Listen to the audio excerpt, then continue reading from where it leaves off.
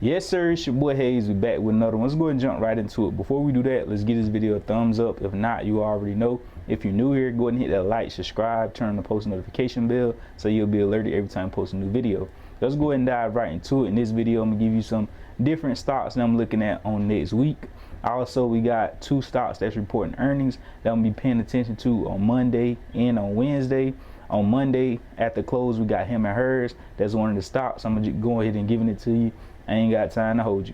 And on Wednesday at the close, we're gonna be looking at the video. So usually, you know, I'm looking at the same stocks every single day, either Meta, Tesla,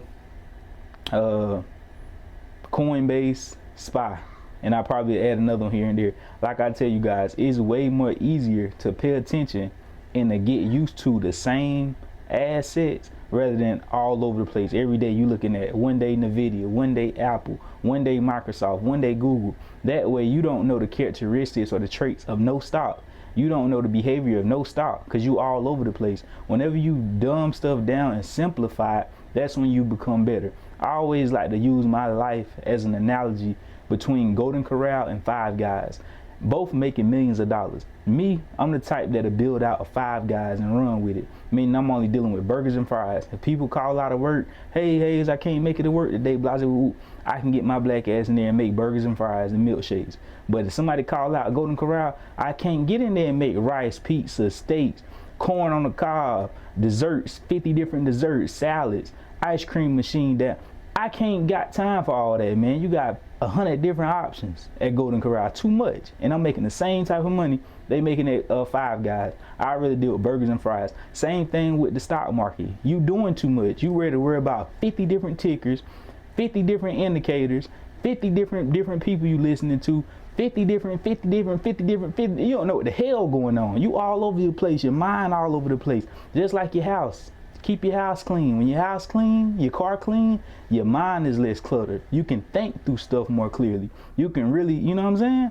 But anyway, let's get into the video because you ain't feeling it.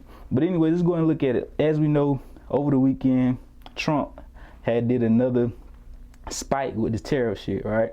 He done spiked it another 15%. Usually when that happens, what's going to happen to the market? It's usually going to react in a negative way and pull back, come down, especially if it's already severely overbought. And I do believe the market is overbought. Even though with Trump being in office, it could go much, much higher. My thing is the market, any market is healthy whenever you have good pullbacks, consolidation periods. You just can't go straight up. You can't just go straight down. So even if you think, or I don't care what you think, I don't care what I think, we think it's going to go much higher, it got to have some healthy pullbacks. And what, you know, you don't really want to talk about this. This could be, you know, theory based or whatever. I believe they curate things to make the market come down whenever it's not coming down on their time. Meaning that man just say whatever he want to say. He could have hiked tariffs more than that if he wanted to. He doing whatever he want to do. So he's curating this. And if you don't believe it, go back last year whenever he had tweeted and said, hey, buy the market now, or whatever tweet he had put out. And then as soon as he put that tweet out, the market went ballistics. I'm talking about if you had contracts on SPY in that moment. As a matter of fact, I was in on that moment. It was like $100 I had in on SPY. Out of nowhere, that jump turned to $2,000 off 100. So if I had 1,000, that would have been 20 grand. If I had 10 grand, that would have been like 200,000, like $250,000 off of 10 grand in like 60 seconds. And you think these people not curating the news and curating facts and curating things to make the market go in either direction that they choose? Come on now. And a lot of people say, oh, it's this, that, and third, inside information, all that. Of course they doing it. Of course they doing it, but the thing is, it's not for me and you to say, oh, they bad or they good. It's for us to sit back, observe, and capitalize and be smart while we doing it. Not over leveraging ourselves, not trying to be greedy. Like I said, what I said, $100, $200 turning to 2,000, not being greedy. You know what I'm saying? But anyway, let's go ahead and get into it. Bitcoin, as we look at it, you see Bitcoin came down, right? Let's look at it real quick. I'm gonna tell you exactly what Bitcoin about to do. Bitcoin is sitting at 64,000 right now. It has support at 66K. Bitcoin is on track to touch 62,000. So going into tomorrow, more than likely, if Bitcoin don't get back above 65,500, 65.5, that's your key level for Bitcoin. If it don't rise above it and stay above 65.5, Bitcoin is guaranteed to come down to $62,000. And if 62,000 on hold, Bitcoin is about to make a new low and go towards $55,000, and it's going to bring the market down right along with it. Now let's talk SPY, and then I'll give you SPY and the rest of the levels, the execution for him and hers, for Nvidia, for Meta, for Coin, for Tesla. All that will be in VIP. If you want to join VIP, go to the home page, use the YouTube app, click join exclusive to be able to get access to, you know, all the execution levels, also, you know, the things that you need to be able to execute these plays at your best ability. We've been killing it, guys. But anyways, let's go ahead and take a look at SPY. I'm gonna give you that. SPY sitting at $684.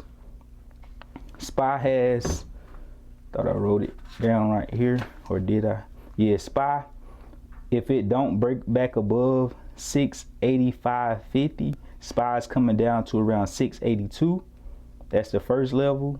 I believe it'll blow right past that though, especially if the market is in a downturn on tomorrow. Like I said, don't matter what I think, no matter what you think, I'm a real-time price action. Is what's happening in front of me. But it should blow right past 682 if we're going to the downside and go towards 675 and 671. So I'll be looking for those levels on tomorrow with spots to the downside. But say if, you know, things change, the market already pricing in a Trump tariff spike overnight, because the market is kind of already down overnight, and they can do that. Psychology, I already done priced it in, I already did the same. Then tomorrow, you know, all hell break loose and it shoots up. So if to the upside, we looking at 687 break, 691.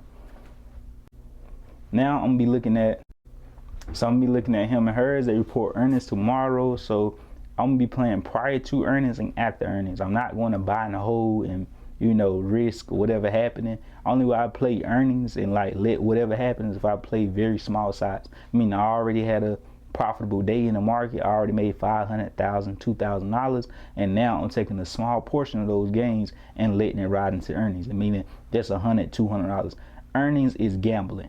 It no ifs, ands, and buts about it. Sometimes your odds can be very, very high to where sometimes it'd be like, you know, this is more than likely is going to happen. It's an 80% chance, and you still could be wrong, because it don't matter. They can report best earnings ever and crash. They can report that they about to go, that they lost all their money and skyrocket. So that junk is gambling. So anyways, though, like I said, though, playing prior to earnings, sometimes the price action can be even better. So I could see this running up depending on how the market reacts. If the market is down and Trump news shows a reflection to the market on tomorrow, then this right here possibly is going to fall even more. But if the market starts to rise and rise back up, this right here could also, you know, this definitely will be in a good position to spike.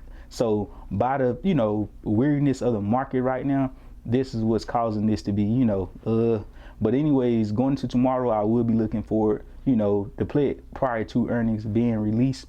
So I want to see it push up though towards 18, 19 bucks. And then after earnings, I'll be looking at it again, have it on my radar to play it that way. And like I said, if I do put a small position in for earnings, it'll be very small, and I already have to be profitable within that day. But what's messing him and hers up is the market stability right now. If the market was strong, I definitely would be saying, like, thinking more on the call side. But I believe it's, you know, it's 50-50 still. And a lot of people expecting it to be calls. But when the market stance right now, it don't matter how low a stock is. This is down like over like 50% in the past 8 weeks, 9 weeks. Like, it's definitely oversold. But that don't mean nothing. Always remember, the market can stay irrational longer than you can stay solid. So it doesn't mean that oh, it's oversold, it got to spike. No, it don't. But like I said, the market was strong, the market was, you know, green tomorrow, or strong green, the chances is more likely that this could spike. And on recent news, there's also expanding their reach with him and hers. Also, I'll be watching the video for Wednesday after close, and the whole AI sector, AMD, NVIDIA, Tesla, Palantir, you name it. But you already know what to do, man. Add your boy on Instagram at the BHaysShow_. I love y'all. You already know, man. We go.